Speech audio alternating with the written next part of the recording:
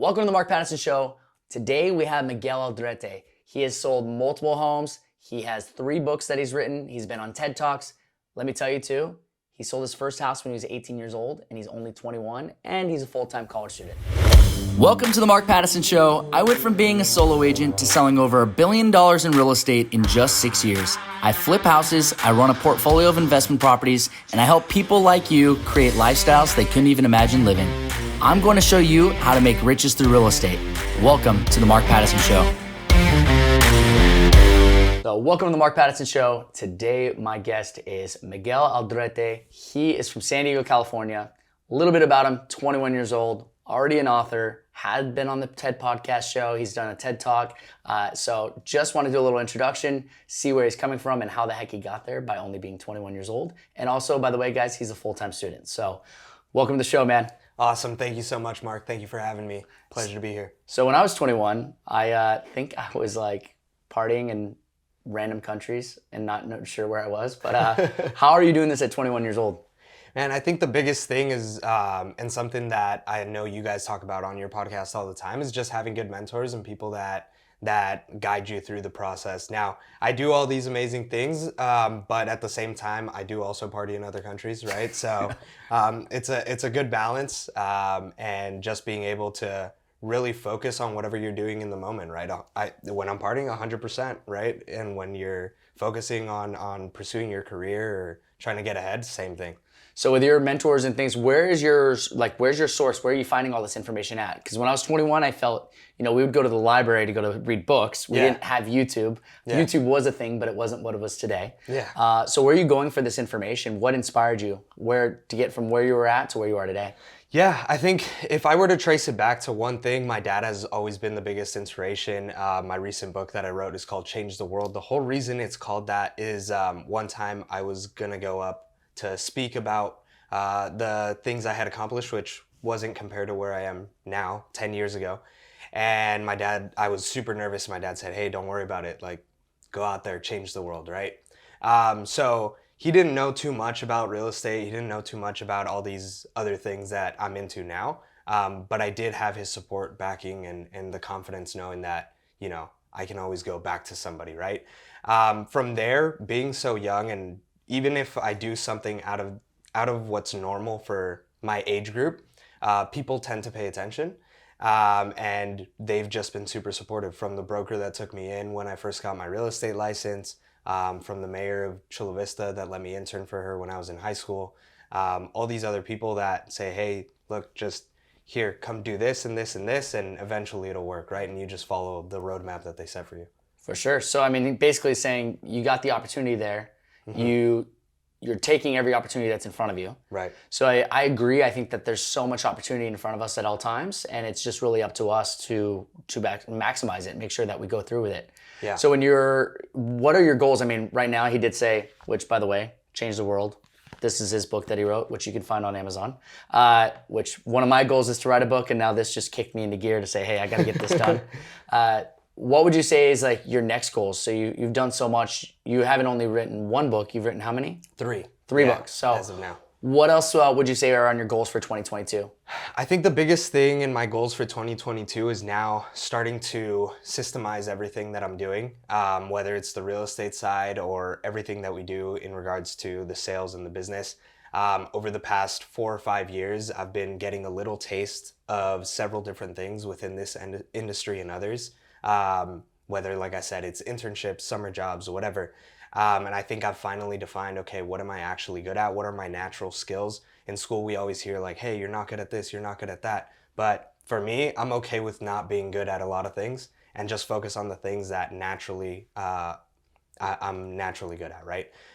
So this year, I already have 2 or 3 sales reps that are working for me, producing leads, outdoor knocking for me, cold calling, and everything like that. So I want to build a sales team starting in 2022, whether it's the real estate or any of the other products that we're selling, and really see that team grow and see other young people be inspired and say, hey, I don't have to wait until I graduate college. I don't have to wait until, somebody else gives me the opportunity. I can actually start today. 100%. And imagine your career and what you'll be able to do with the opportunity time and the cost that you'll be able to invest at such a young age. Because if you look at investments, some of us start at 30, 35, some of us start at 50. So investing early on is so important. So what are you doing with your money that you're making? Right now, I'm saving up to buy my first investment property. I know before the podcast, we talked a little bit about the Airbnbs. That's something that's been super interesting, and some of my mentors have Airbnbs as well. And now with all the ADU laws as well, and being able to And by the way, ADU means? accessory dwelling unit. Yeah. Perfect, yes. So with with ADUs and being able to add value to them. Yeah, exactly. So right now I'm in the process. I just got qualified recently to actually buy my first investment property, hopefully develop it into multiple units, Airbnb some of them, long-term rent some of the others. And you got your license because you said, if I could sell one home a semester, I could pay for my college. Exactly. And then you started doing really well. So you stayed in college and you're about to graduate. Once you graduate, what do you think you're gonna do with all this extra free time now? Double down. I mean, yeah, so originally one of the internships that I got, because I interned, like I said, for the mayor, realized politics wasn't my thing.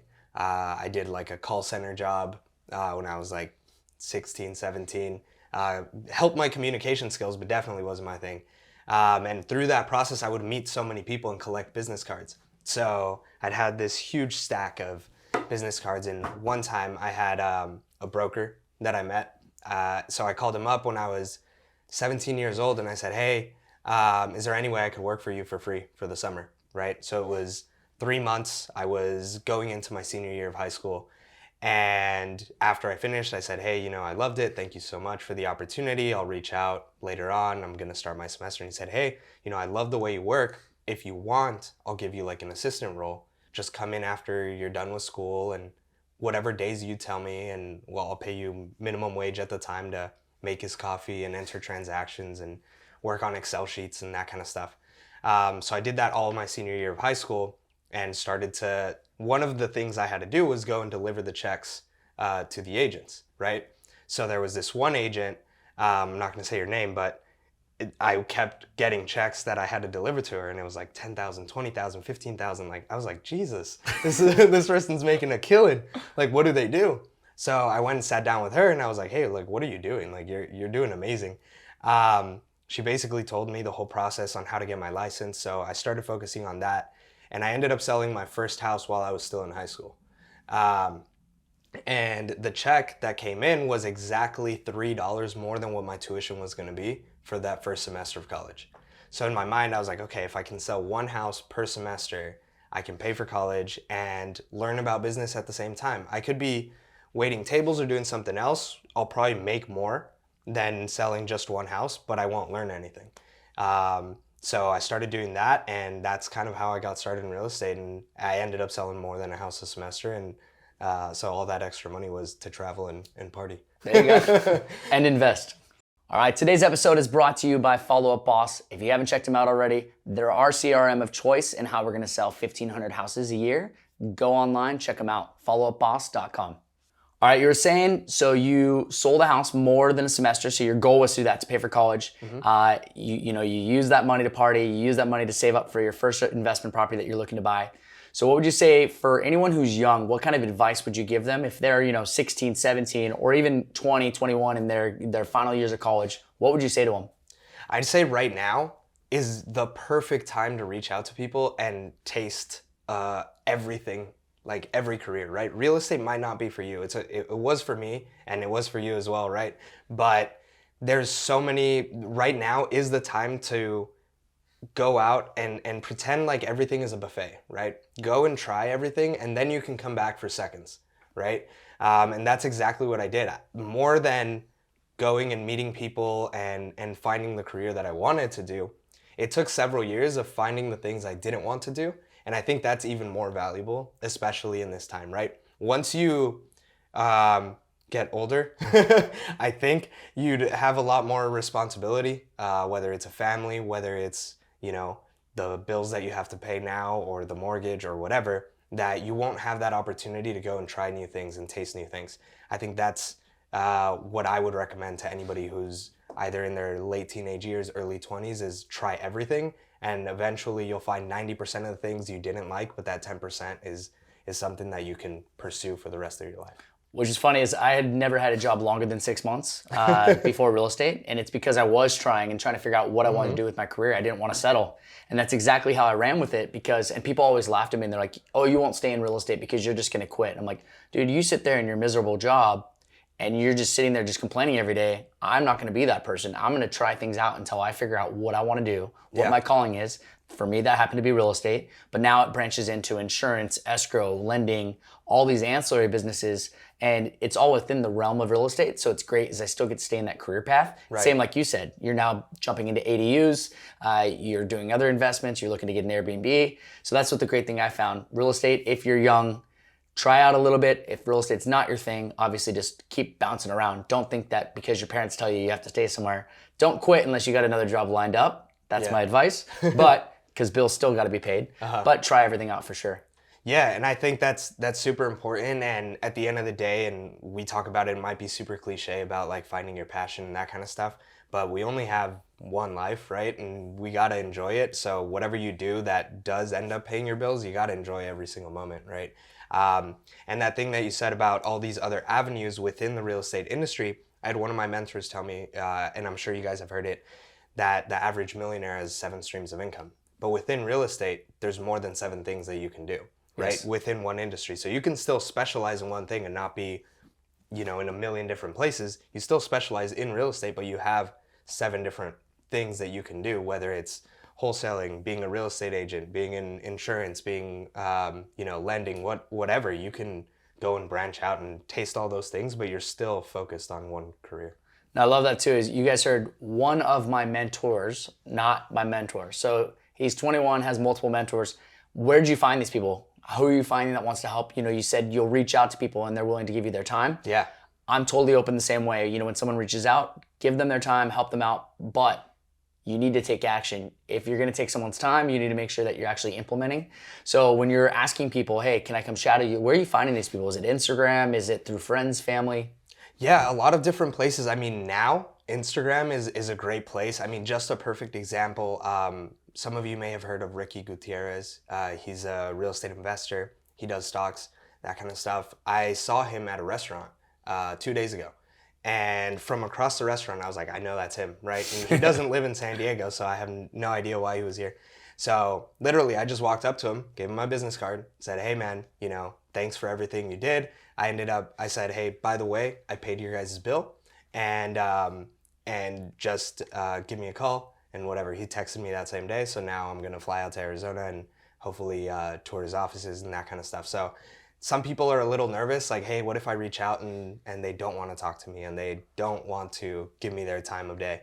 If they don't, well, then you just move on to the next one. Like, it really doesn't affect it's just like a lead. Exactly, but you're in the same place if you don't ask as if you, what's it called? You're in the same exact spot if you didn't ask in the first place as if they would have said no. Right? And like you said earlier, it's cliche, but you do have one life to live. I always tell my team that it's like, if you want to live a great life, then start acting great.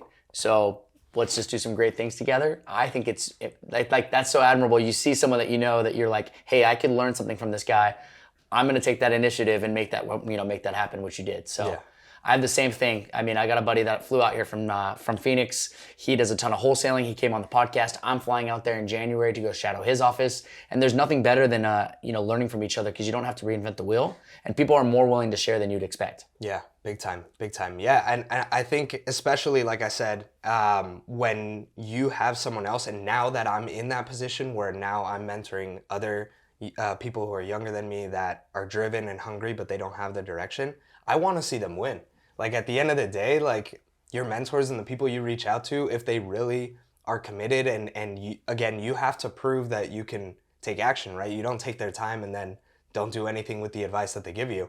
But if you do, then as a mentor, you want to see that mentee succeed. You want to see them thrive. So people are, like you said, way more open to helping out and sharing that than you might expect. For sure. And then, back to the point of sharing is like this book right here, Change the World, which your dad inspired you to write. Correct. Many years before. What's kind of the premise behind it? What would people pick it up for? Yeah, so This book, the first two books I wrote were adventure stories, and the main reason I wrote them was I was not good at English. I was always in the English language learner programs. My mom was a Spanish teacher. My parents are both immigrants, so I was raised in a Spanish household. So the early years of my education, I was always behind in school, especially with reading and writing. Math is the same in English and in Spanish, right? The numbers are exactly the same, so that wasn't a struggle. But reading and writing, I was always falling behind. And I had one teacher that said, hey, just write 15 minutes a day for fun. Instead of your homework assignments, which seem like a hassle, just write a fun story, like get creative. And I was 10 years old at the time, so my imagination was all over the place. And part of it, I was naive to how hard things could actually be. I was like, hey, what's the worst that can happen, right? Just jump into it. And part of that is I told my dad, I said, hey, I want to write a book. And he was like, okay, let's do it. Let's do it. So he didn't write it, but he sat next to me and he was like, all right, here's your timer. You're not getting up until you finish the timer. You want to do it. If you really want to do it, I'm going to make sure you get it done, right? So we wrote that first book. That second book, I started traveling to go and speak in Latin America and speaking here in schools and different places. And a lot of the school principals, they loved it at first. And then as I got older, they started saying, hey, you're speaking to these kids that are in high school. And they're a cool story, but they have no action steps, right? They have no steps to take. They come, they leave inspired, but a week later they completely forget that you even came, right? So then I started thinking back, well, I need to create something that's an easy process. And like I was telling Mark before the podcast, I hate reading personally. I still do, right? It's still something that I struggle with, but I decided to write a book where if I could read it, anybody can, right? So this book breaks it down into 5 steps that you can do to find something that you're passionate about. Like we were saying, part of that buffet, how do you go out? How do you try things? There's scripts where people can, email templates that they can send to potential mentors. There's places where you write what a perfect day in your life looks like. Every other page is an activity that you fill out to try to find something that inspires you, that spark that you have, right? So we broke it down into 5 steps. Which is finding your passion, identifying your strengths and weaknesses, reaching out to partners and mentors, setting goals and taking action, right? So it's a couple chapters in total. Every chapter focuses on one of those 5 steps. You could probably get through the whole book in less than 2 hours. And I think it'll just get you thinking about what you want to do. For sure. Definitely not just a high school kid book, because I was like, man, I should maybe do this. It's always good to reflect, especially at the end of the year, coming up on setting goals for next year, etc. So let's finish it up. What's your goal for 2022? I know that we talked a little bit about it. What's the one action item that you're going to do? Is it going to be buying that investment property? Is it going to have X amount in savings? What's your one thing you have to do for the next year? Yeah, I think definitely is buying that investment property and making sure it cash flows. Yep. And which in today's market is not the easiest task, but overall, I think that would be huge, is buying my first property at 21. And I think the first one is the hardest from what I've heard. So I've got him beat. I actually bought my first condo at 20. Oh, there you go. So I'm beating you at something in life. But yes, that was my first place I purchased. Was 20 years old, and then I kind of partied a little bit through the 20s, and all of a sudden 30 hit. So now, don't let your how 20s long did disappear. you keep that property? 13 years. So I bought it in 2007, and that was the height of the market. Okay. It dipped. It didn't go down too much, but I bought it in Seattle. That's where I was from. And then it turned into where I just held on to it. Mm-hmm. So real estate, it's always cyclical. There's things that happen, but in the end, if you hold on to it, turn it into a rental, it broke even and I lost a little bit of money each month, but overall I ended up making $160,000 profit. So do you think that set you up? And just For sure. Even learning the process of purchasing that first property, right? I always explain to new home buyers is that your first home is not your ideal home. It's the condo that's, $300,000, $400,000. Or if you can afford it at your realm, you could probably get a duplex, live on one side, rent out the other. It's not ideal. But what I did was that apartment I sold, or that condo I sold, and I used that as a down payment. But before then I had a duplex and a triplex. Okay. Those were cash flowing. So I used the cash flow from that, the money from the Seattle condo, and I bought a place in Kensington, which was a purchase of 1.85. It's now worth 3.3. So I used a place that I did an FHA loan when I was 20 years old and did $13,500 down. Wow. To buy a 1.85 in Kensington. Yeah, there you go. 15 years later. Yeah. But yes, it's totally doable. That's awesome. Yeah. So think of it as stepping stones. If you never have to sell those properties, don't sell. Mm-hmm. If you can keep it in, and then think of it as monopoly. You get a couple properties, 1031 them, buy a bigger place. You know, you're trading 4 for 1. You know, it's a lot less responsibility. You can get higher cash flowing properties, etc. That's what I would focus on doing. Step 1 though, buy that duplex, live in one side, rent out the other. Perfect. There you go. So now I'm learning something. There we go. It's going to help me. All right. Well, thanks for coming on the show today. You know, check us out, Mark Pattison Show. It's on iTunes, podcasts. You can go anywhere. You can find it on YouTube as well. And great having you, man. Awesome. Thank you so much. Thank you for tuning into the Mark Pattison Show today. If you enjoyed today's episode, please download so you can refer back. If you like this content and want to continue receiving real estate education for free, head over to your computer, scroll all the way down to the section after the episodes on the podcast, and select the 5 stars. If you're willing to commit to transforming your business, please visit my website, markpattisonrealestate.com. We've created a community of real estate professionals where we give back and share tips on how to succeed. Visit markpattisonrealestate.com. And remember, if you're not fucking up, then you're not trying.